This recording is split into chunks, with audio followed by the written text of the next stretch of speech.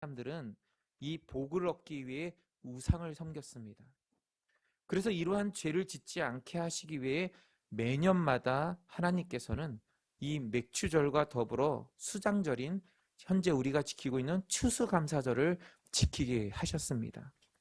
그러므로 이 맥추절은 하나님이 주신 은혜에 감사하며 그의 영광과 존귀와 그 위엄을 경외하며 찬미하는 그러한 날입니다. 어떤 분들은 이 맥추절 하면 이 밀과 보리만 생각하시는 그런 분들이 있어요. 그래서 농사도 짓지 않는데 우리와 무슨 상관이 있느냐고 말하는 분들도 있습니다. 또한 어떤 분들은 부와 재물을 중심으로 감사절을 지키려 하는 그러한 분들도 있습니다. 근데 우리는 어떠한 마음으로 이러한 맥추절을 지키고 있나요? 그리고 이 맥추절이라는 그런 의미를 우리는 어떻게 알고 있나요? 그래서 우리가 이러한 개념을 확실히 가지지 않으면요, 이 맥추절은 형식적인 날이 되어집니다. 그리고 의무적인 날이 되어져 버리죠. 그래서 예배에 참석하고 헌금하는 것으로 이 맥추절을 지켰다라고 생각하게 됩니다. 하지만 하나님은 규례대로 지키라고 말하고 있어요. 그냥 맥추절을 지키라는 것이 아니라 규례대로 지키라고 말씀하고 있습니다. 성경은 이 맥추절이라고만 하는 그런 이름이 있는 것이 아니라 이 맥추절은 칠칠절이라고도 하고 초실절이라고도 하고 오순절이라고도 말합니다. 그래서 하나님은 이렇게 부르게 하시면서 이 절기를 통해 우리에게 주신 그 세 가지의 은혜를 우리에게 말씀하고 있어요. 이 맥추절은요, 단순히 첫 열매를 드리는 것이 아니라 하나님이 이 맥추절을 통해서 또한 오순절을 통해서 칠칠절과 초실절을 통해서 우리에게 주신 은혜가 있어요. 그래서 그 주신 은혜를 통해서 우리가 첫 열매를 하나님 앞에 드리라고 말씀하고 있는 것입니다. 그래서 우리가 말씀을 살펴보면요, 이 오순절날, 맥추절날 시내산에서 영의 양식인 율법을 주셨어요. 그러니까 율법을 주신 날이 바로 이 날입니다. 그리고 또한 가나안 땅을 정복하고 정착하였을 때 가나안 족속들이 심어놓은 보리와 밀을 첫 양식으로 주셨을 때 바로 이때가 바로 맥추절이에요. 그리고 여러분들이 잘 알고 있는 마가의 다락방에 성령이 임재하실 때 그때도 바로 이 맥추절, 오순절이었다는 사실을 우리는 기억하셔야 됩니다. 그럼 이 맥추절은요, 단순히 보리와 밀을 중심으로 농사의 어떤 농경 시대를 통해서 우리에게 지키라라고 말씀하신 것이 아니라 이 날을 통하여 우리에게 영의 양식 율법을 주셨고, 그리고 또한 첫 양식을 주셨고, 그리고 또한 우리에게 성령을 보내주신 그러한 날이라는 겁니다. 그래서 이 맥추절은요, 우리에게 얼마나 큰 의미가 있고 은혜된 날인지 모릅니다. 그래서 하나님께서는 이 절기를 우리에게 지키라고 말씀하고 있는 것입니다. 그래서 우리는 본문의 말씀을 통해서 맥추절을 왜 제정하여 주셨는지, 또 이 절기를 통해 우리에게 주시고자 하시는 은혜가 무엇인지 우리가 살펴보면서 진심을 다하여 정성을 다하여 하나님께 감사하며 영광 올려드리는 그러한 시간이 되어지기를 원합니다. 우리 첫 번째로 살펴볼 것은 율법을 우리에게 주신 날입니다. 신명기 16장 12절 말씀 우리 한번 같이 읽어볼까요? 너는 애굽에서 종되었던 것을 기억하고 이 규례를 지켜 행할지니라. 아멘. 애굽의 통치 아래 있던 이스라엘 백성들은요, 우상과 죄로 가득한 애굽 땅에서 육신의 그러한 고통뿐만 아니라 영적인 고통 속에서도 신음하다가 430년 만에 하나님을 기억하고 구원을 위해서 부르짖습니다. 그러자 하나님은 이스라엘 백성들의 부르짖음을 들으시고 이 미디안 광야에서 살고 있었던 모세를 호렙산, 바로 이 시내산으로 부르십니다. 그리고 애굽에 있는 이스라엘 백성들을 구원하라 명하시며 사명을 주시죠. 그리고 하나님이 이 아론을 붙여주셔서 같이 이 바로 앞에 서게 합니다. 그리고 나서 이제 애굽의 모든 우상들을 재앙으로 멸하십니다. 그리고 나서 이스라엘 백성들을 애굽에서 구원하셔서 그들을 시내산으로 인도하셨습니다. 그리고 이 모세를 산 위로 올라오라고 했어요. 그러고 나서 그에게 율법을 줍니다. 바로 이 율법을 준 날이 아까 제가 말씀드렸던 바로 오순절이었다는 거예요. 맥추절이었다는 것입니다. 그동안 이스라엘 백성들은 애굽의 법 아래 살고 있었어요. 그리고 그 법 아래서 종된 삶을 살았습니다. 애굽이 제정해 놓은 법을 보면요, 사람을 이롭게 하는 법이 아니라 또한 인권을 존중하거나 행복과 평안을 주는 법이 아니었습니다. 그들의 법은요, 사람을 지배하고 다스리기 위한 그러한 법이었습니다. 그리고 권력자들의 힘과 권세를 나타내기 위한 그러한 법이었습니다. 그러다 보니까 강압적이고 또한 나라의 질서를 잡기 위한 그러한 법이었다는 것이죠. 이스라엘 백성들은 이러한 법 아래 있었기 때문에, 이러한 다스림 속에 있었기 때문에 그것으로 인하여 늘 하루하루를 고통하며 그들의 지배 아래 살았습니다. 지금도 온 세계를 보면요, 평화로운 나라가 있고 민주적인 나라가 있는가 하면 어느 나라는 독재적이고 강압적으로 또 나라에서 또한 이 세워놓은 그 법 아래서 정말 고통하며 살아가는 그러한 사람들도 있다라는 것입니다. 하지만 하나님은 이 모세를 통해서요, 이스라엘 백성들에게 영의 양식이자 하나님의 나라와 민족에게 필요한 그러한 법을 주십니다. 그래서 이 법을 통해 하나님의 사람으로서, 또한 믿음의 사람으로서, 또한 이스라엘이라는 나라와 민족을 세워갈 수 있도록 그 율법을 우리에게 주신 것이죠. 근데 이 율법을 자세히 들여다보면요, 이 율법을 자세히 들여다보면 우리를 향한 하나님의 사랑이 내포되어져 있는 것을 보게 됩니다. 또한 우리가 하나님의 백성이요 자녀임을 알 수가 있고요, 또한 우리가 어떠한 삶을 살아야 하는지 그 율법을 통해서 가르쳐주고 있다는 것입니다. 그뿐 아니라 죄가 무엇인지 알게 하고 하나님의 뜻이 무엇인지 알게 함으로 인해서 하나님을 온전히 경외하게 한다라는 거예요. 그래서 우리가 하나님의 말씀을 읽고 묵상하며 배우고 연구하고 가르쳐야 되는 이유가 바로 여기에 있는 것입니다. 그래서 하나님께서는 이 말씀을 통해서, 율법을 통해서 영적으로 굶주려 있던 이스라엘 백성들에게 율법을 주심으로 인하여 영의 양식으로 채우게 하셨습니다.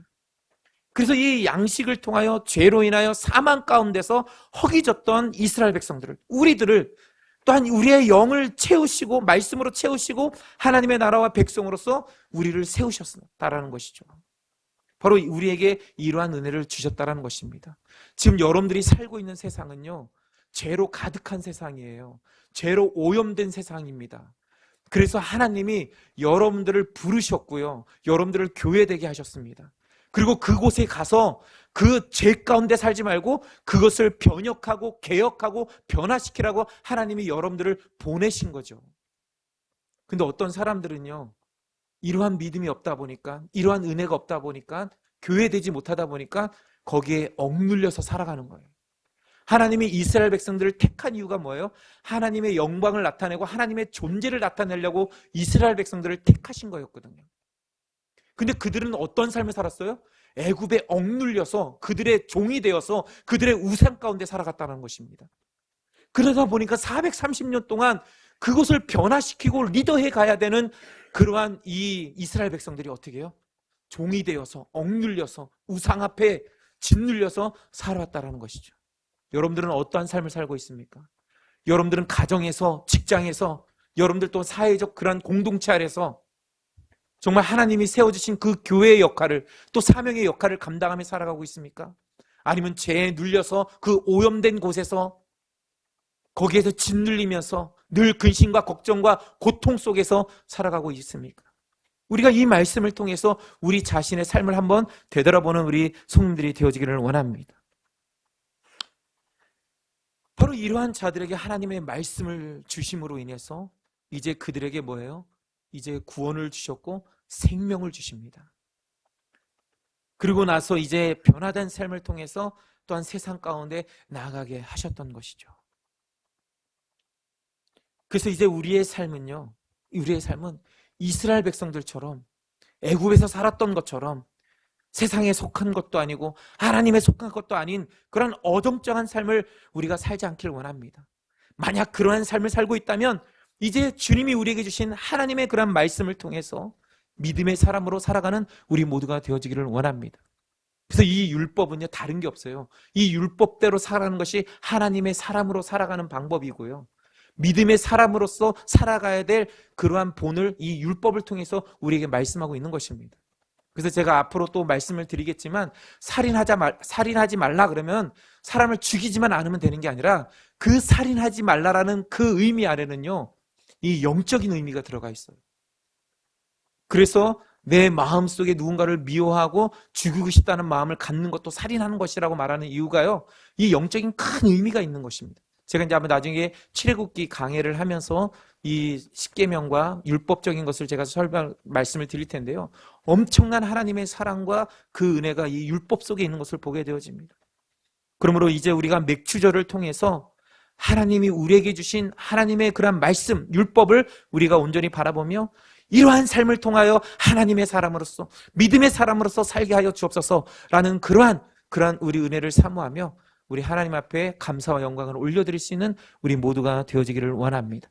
우리 두 번째로는 잠언서 3장 9절에서 10절 말씀입니다. 우리가 읽었던 그런 말씀인데요, 여기에 보면 맥추절은요, 첫 열매를 우리에게 주신 날이라는 것입니다. 이스라엘 백성들이 가나안 땅에 들어가서 땅을 정복한 후에요, 정착할 때 하나님은 미리 예비한 바로 가나안 땅 주민들이 가지고 있었던 그 재물과 그들이 심어놓은 보리와 밀을 얻게 하셨습니다. 그리고 그것을 가지고 제정하신 맥추절을 규례대로 지키라고 하셨어요. 이스라엘 백성들은 광야 생활 동안 한 곳에 오래도록 머물러 정착하지 못하고 하나님의 인도하심을 따라 저곳 이곳으로 다니다 보니까요, 뭔가 이 땅에다가 심어놔도 어떻게 해요? 옮겨가야 되니까 그것을 가져갈 수가 없잖아요. 그것을 수확하지 않는 한. 그리고 또 어느 한 곳에 있어서 거기에 어떤 광물이나 자원들이 있어서 그것을 늘 캐내어 가지고 그것을 무역을 하면서 팔거나 아니면 자기가 이렇게 소유해야 되는데 땅이 없으니까, 정착할 땅이 없으니까 그러한 것도 아무것도 없었습니다. 그래서 하나님께서는요, 어떠한 소산물도 자원이나 강물도 없는 그런 이스라엘 백성들에게 이러한 가나안 땅에서 나는 이 모든 것을 주시면서 이것을 가지고 어떻게 해요? 하나님 앞에 첫 열매로 드리라고 말합니다. 그러면서 여호와께 어떻게 하라고요? 드리는데 어떻게 하라고요? 여호와께 공경하라라고 말하고 있어요. 그냥 지키거나 드리라는 게 아니라 여호와를 공경함으로 드리라는 거예요. 그리고 이 맥추절을 대대손손 이어 지킬 것을 말씀하고 있습니다. 그래서 솔로몬은요, 9절 말씀을 통해서 내 재물과 내 소산물의 처음 익은 열매로 여호와를 어떻게 하라고요? 공경하라라고 말씀하고 있습니다. 하지만 이러한 사실을 알지 못하는 사람들은요, 여러 우상과 신들 앞에 그리고 조상들 앞에 절을 하며 감사와 경배를 드리고 있다는 것입니다. 하지만 하나님이 날씨와 환경을 주관해 주셨기 때문에 내가 아무리 열심히 일하고 수고하여도요, 하나님께서 그 수확의 기쁨을 누리지 않게 하시면은요, 절대로 우리가 얻을 수 없습니다. 우리가 연봉을 1억씩 받고 10억씩 벌어도요, 하나님께서 내 환경을 다스려 주지 않으면요, 그 모든 것으로 인해서 부도를 경험하는 사람들도 있고요, 그것으로 인하여 모든 것을 잃어버리는 그러한 사람들도 있어요. 그 때문에 이 하나님께서 우리에게 은혜와 또한 하나님이 주시는 그런 것이 아니면요, 우리가 아무리 수많은 것을 수고하고 노력하여 얻었다 하더라도 그것이 나의 수확이 되지 않는다는 것입니다. 그래서 하나님은 이스라엘 백성들에게 이러한 사실을 알게 하시려고 맥추절을 제정하셨다라는 것이죠. 또한 이후에도 잊지 않도록 매년 규례를 따라 지키게 하셨습니다. 그러므로 이 맥추절, 즉 보리와 밀에 대한 문자적인 해석 앞에 또한 농사를 짓지 않는 그러한 환경이나 아니면 유대인들의 그런 맥추절의 의미를 앞에다 두고 우리와 상관없는데 왜 이러한 맥추절을 지키냐고 라고 말한다면 그것은 우리가 잠언서에서 말하고 있는 어리석고 미련한 사람이라는 거예요. 근데 많더라고요. 왜 특히 우리가 이 맥추절 추수감사절을 우리나라하고 맞지도 않는 것을 지키냐고 말하지만 하나님께서는 그 농사의 의미를 우리에게 말씀하시고자 하신 것이 아니라 우리가 가진 모든 것을 다 누가 주신다는 거예요? 하나님이 주신다는 것을 알려주시려고 말씀하시는 거예요. 그래서 맥추절이라는 것만 사용하신 것이 아니라 거기에는 칠칠절, 초실절, 오순절까지 하나님께서 여러 가지 이름을 주시면서 하나님이 우리에게 베풀어 주신 그 은혜가 무엇인지를 우리에게 말씀하고 있다라는 거예요. 그래서 우리가 이 첫 열매, 첫 양식에만 꽂혀 있지 마시고요, 이제 하나님이 우리에게 베풀으신 그 은혜를 가지고 하나님 앞에 영광을 올려드릴 수 있는 그런 우리의 성들이 되어지기를 원합니다. 그래서 우리는 하나님이 말씀하시는 의도대로 지켜야 돼요. 그리고 그것을 가지고 감사와 영광을 하나님 앞에 올려드려야 됩니다. 그래서 하나님은 9절에서 10절 말씀과 같이 내 재물과 내 소산물의 처음 익은 열매로 여호와께 공경하라 라고 말하고 있어요. 그렇게 하면 하나님께서 어떻게 하신다고요? 그리하면 내 창고가 가득히 차고 내 포도즙 틀에 새 포도즙이 넘치리라 하면서 차고 넘치는 복을 우리에게 주신다고 말씀하고 있어요. 하나님은요, 복을 주시기 위하여 우리에게 감사하라고 했는데 그 감사를 드리는 것조차도 어떻게 해요? 하나님이 주신 것 중에 일부를 하나님 앞에 드리라고 말씀하고 있는 거예요. 없는 것을 가지고 만들어서 갖고 오라는 게 아니라 내가 너희들에게 준 그것을 가지고 어떻게 해요? 감사라는 거예요. 그러면 그것을 통해서 어떻게 해요? 차고 넘치는 그러한 복을 우리에게 주신다라고 우리에게 말씀하고 있는 것입니다. 그 때문에 우리는요, 하나님 앞에 이 감사하는 마음을 좀 가질 수 있는 우리 성도들이 되어지기를 원합니다. 여러분들의 생명, 또 여러분들의 물질, 여러분들의 직장, 여러분들의 사업, 여러분들의 행하는 그 모든 일들이 하나님이 주신 은혜라는 사실을 기억하시고 하나님 앞에 영광을 올려드릴 수 있는 그런 우리 성도들이 되어지기를 원합니다. 근데 우리가 이러한 감사를 드릴 때는요, 고린도후서 9장 7절 말씀에 보니까요, 각각 그 마음에 정한 대로 할 것이요 인색함으로나 억지로 하지 말지니 하나님은 즐겨내는 자를 사랑하시니라 라고 말하고 있습니다. 이 말은 뭐라면요, 하나님이 복 주시기 위해 감사의 예물을 드리라고 했는데 하나님이 주시는 그 은혜를 따라 마음의 정함 없이, 그러니까 자기의 마음대로 자기의 기준대로 하고 싶으면 하고 말라면 말고 내가 하고자 하는 어떤 기준을 삼아가지고 그렇게 하라는 얘기가 아니라 하나님이 제정하시고 가르쳐 주신 대로 은혜를 따라 어떻게 하라고요? 인색함 없이 억지로 하지 말라라고 여기서 말씀하고 있는 것입니다. 하나님은요, 우리에게 복을 주시려고 이 물질을 드리라고 하라는 거예요. 그것도 하나님이 주신 것을 가지고. 그런데 중요한 건 뭐예요? 감사함으로. 인색함이나 억지로가 아니라 내 기준을 삼아서 내가 하고 싶은 대로 하는 것이 아니라 정말 하나님이 주신 그 은혜를 따라서 마음의 그런 정한 대로, 다시 말하면 은혜 받은 대로 행하라는 것을 여기서 말씀하고 있는 것입니다. 이럴 때 하나님이 어떻게 하신다고요? 복을 주신다는 거예요. 차고 넘치는 복을 주신다는 거예요. 저는 몰라요. 여러분들의 사정을 모릅니다. 그렇지만 하나님은 우리의 중심을 아시고요, 우리의 마음을 아신다는 거예요. 근데 저는요, 이 물질뿐만 아니라 섬김도 마찬가지고요, 하나님 앞에 예배드림도 마찬가지고요, 여러분들의 기도도 마찬가지고요, 여러 어떠한 삶을 사든지 늘 하나님은 그 중심을 보신다는 사실이에요. 그래서 우리의 마음속에 기쁨과 감사와 은혜로 하나님 앞에 영광 돌릴 수 있는 그런 우리 성도들이 되어지기를 원합니다.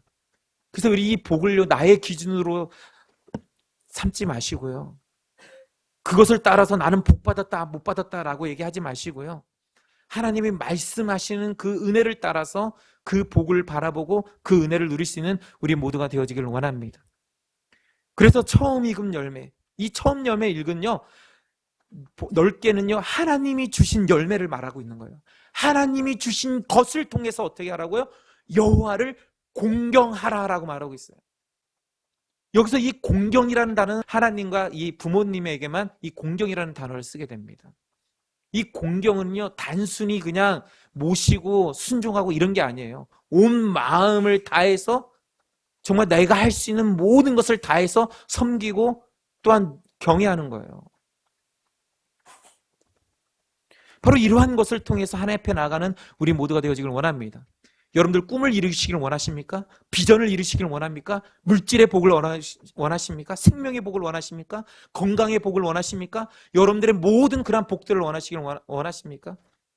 이 모든 것을 주관하신 그 하나님을 바라보시면서요, 내 마음을 다하여 하나님 앞에 영광을 올려드릴 수 있는 그런 우리 성들이 되어지기를 원합니다.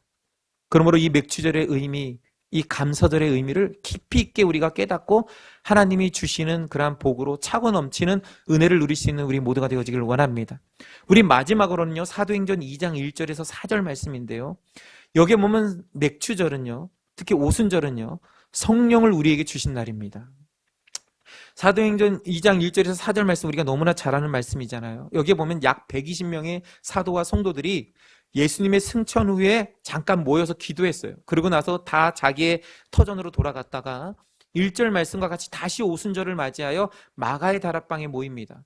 그리고 예수님이 말씀하신 대로 아버지께서 약속하신 그러한 성령을 기다리며 기도하였습니다. 그런데 이때 2절 말씀과 같이 호련히 하늘로부터 급하고 강한 바람 같은 소리가 있어 그들이 앉은 온 집에 가득하였다라고 말씀하고 있습니다. 그리고 3절 말씀과 같이 마치 불의 혀처럼 갈라지는 것들이 그들에게 보여 각 사람 위에 하나씩 하나씩 어떻게 해요? 임하였다라고 말씀하고 있습니다. 그랬더니 4절 말씀과 같이 어떻게 해요? 그곳에 모인 무리들이 다 성령의 충만함을 받고 성령이 말하게 하심을 따라 다른 언어들로 말하기 시작하였다라고 말씀하고 있어요. 이 모든 현상은요, 예수님이 말씀하신 대로 하나님이 약속하신 성령이 임재를 여기서 보여주고 있는 것입니다. 다락방에 모여있던 사도와 성도들은요, 모두가 처음 겪는 일이에요. 성령이 이렇게 임하신다는 것을 처음 알았고 또한 처음 경험하였습니다. 또한 기도하는 가운데 자신의 의도와 상관없이 막 말이 나오는데 이 유대인의 언어가 아니라 다른 언어로 막 나오니까요, 얼마나 무섭고 두렵겠습니까? 하지만 그들 안에 성령의 충만함과 성령의 그러한 임재하심을 통하여 또 성령이 주시는 그러한 말을 행함으로 인하여 어떻게 해요? 그들이 그 두려움이 어떻게 해요? 기쁨과 감사와 영광의 마음으로 바뀌게 되었다는 것입니다. 이제 여러분들은 이 교회에 와서요, 그냥 예배 드리고 돌아가지 마시고요, 와서 치유받고 상한 마음, 또 찢긴 마음 다 또한 치유받고 돌아갈 수 있는 우리 성도들이 되어지기를 원합니다. 여러분들의 가지고 있는 근심 걱정 다 주님 앞에 내려놓고요, 하나님이 주시는 그런 은혜 속에서 그 모든 것을 다 해결받고 돌아갈 수 있는 우리 성도들이 되어지기를 원합니다. 이전에는요, 하나님의 임재에 계세요. 성령이 임재에 계십니다. 예수 그리스도가 우리와 함께 계십니다. 우리가 그분을 의지하기만 한다면요, 우리의 심령이, 우리의 육신이 다 변화되어지고 치유되어지는 그러한 놀라운 역사와 그러한 은혜가 있다라는 거예요. 그래서 여러분들은 그러한 은혜를 누리고 돌아갈 수 있는 그런 우리 성도들이 되어지기를 원합니다. 바로 이 마가의 다락방에 성령이 임재하심을 통해서 이러한 은혜가 임하게 되었고, 여기가 첫 출발이잖아요. 첫 성령이 임재하신 날이잖아요. 그 이후로부터 초대교회에 이러한 역사가 계속해서 일어나고 현재에도 일어나고 있다는 거예요. 그래서 하나님은 이 첫 그 성령을 주신 그 은혜를 우리가 기억하면서 그 은혜를 하나님 앞에 영광 돌리라고 우리에게 말씀하고 있는 것입니다. 그래서 그 이후로 어떠한 일들이 일어납니까? 이 마가의 다락방에서 들려오는 방언이 오순절로 인해 터져 살던 그러한 이 유대인들, 바로 디아스포라 이 유대인들이 모였는데 거기서 각자 언어로 듣기 시작해요. 중요한 것은 뭐냐면 이 각 지방에 있던 유대인들이, 예수님을 믿지 않았던 그런 유대인들이, 통역의 은사를 받지 않았던 그런 이 유대인들이 어떻게 해요? 각자의 언어로 막 듣기 시작하는데 하나님의 큰 일을 듣기 시작합니다. 그대로 베드로가 설교를 하는데요, 영적 각성과 회개가 일어나요. 그러면서 유대인들이 자기의 그러한 어떤 죄로 인해서, 예수님을 죽인 그 죄로 인해서 정말 괴로워하고 베드로에게 와서 우리가 어떻게 해야 되냐고 물었을 때, 예수를 믿고 세례를 받으라고 했을 때 예수를 믿고 세례를 받는 그러한 역사들이 일어나기 시작합니다. 그래서 그 역사로 인해서 지금 온 세계에 복음이 전파되었고 이렇게 수많은 그러한 교회들이 세워지고 지금도 하나님의 나라를 세워가는 놀라운 역사들이 일어나고 있다는 것이죠. 그러므로 우리도 이 맥추절 또는 이 오순절을 통해서 마가의 다락방에서 일어나는 것처럼 이 성령의 임재하심과 그 역사를 우리가 바라보고 사모하면서 이 은혜를 통하여 하나님께 찬송과 영광과 존귀를 올려드릴 수 있는 그런 우리 성도들이 되어지기를 원합니다. 이제 말씀을 맺겠습니다. 하나님은 우리가 세상을 살아가면서 필요한 모든 것을 주셨습니다. 그것은 육의 것만이 아니라 영의 것도 우리에게 주셨어요. 또한 성령을 우리에게 보내주셔서 이 모든 것을 하나님의 뜻 가운데서 지혜롭고 은혜롭게 사용하여 하나님의 영광을 나타내게 하셨습니다. 그러므로 우리에게 주신 이러한 은혜에 우리가 감사하며 그 은혜를 통하여 하나님의 나라와 교회를 세워갈 수 있는 우리 모두가 되어지길 원합니다. 우리의 그 영광의 삶이 단순히 나의 어떤 기준의 그 복을 받은 그것을 통하여 하나님의 영광을 또한 찬송하는 것이 아니라 정말 하나님이 내게 주신 그 은혜에 우리가 감사하며 또 하나님이 주신 그 복으로 말미암아 하나님의 뜻을 이뤄가는 그러한 은혜에 감사하며 하나님께 영광을 올려드리는 우리 모두가 되어지기를 원합니다.